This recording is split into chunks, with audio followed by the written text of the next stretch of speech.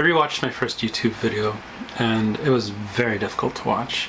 Not because I was cringe or because I was too much, but because it made me realize 8 years later how much I've grown since. Back then I spoke slower, I explained everything, I tried to offer context so that people would understand the layer upon layer upon layer. Like an apology. It was almost like I was trying to preempt rejection. Okay, it might have been a little dramatic when I said, burn your boats. But the video was about taking my men's clothing, donating it, and replacing it with my actual clothing, my women's clothing that had been hiding. I didn't realize that when I posted that video, it would be the start of something amazing and something incredible.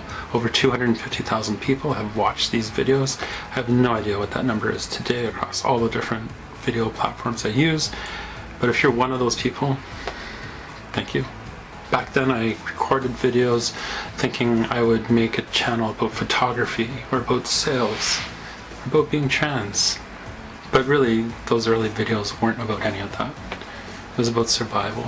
It was about grief. It was me saying, please, don't leave me. Please, understand me. Now I live a life without apology,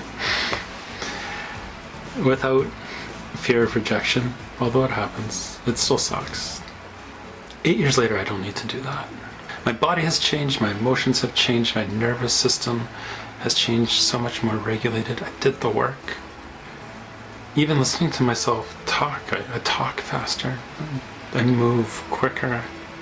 I think it's because I trust myself more and I feel more at home in who I've become versus who I was desperately trying to be.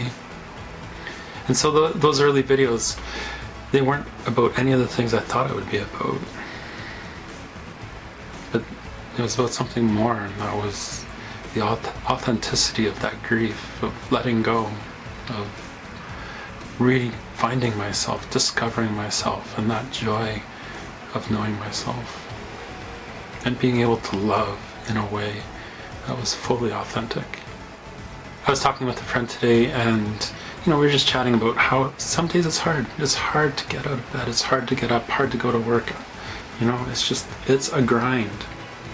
On those days when I struggle, I look at myself in the mirror and I just try to remind myself, remember that this is the life you always wanted. This is the life I dreamed about for decades. I have amazing kids. I have deep and intimate friendships. I have a pretty cool job and a wonderful life. Some days looking back, it's easy to get caught up in grief about or regret about not transitioning earlier. I get it, I feel it sometimes, but then I think about how I transitioned when I was ready. I transitioned when the resources were there, when it was safe, when the words were available to express and articulate what I was experiencing. And the place I keep coming back to is that I would not trade my best day then for my worst day now. 8 years in, a lot has changed, I think including better editing, but the same heart. So, thanks for watching. Here's to life.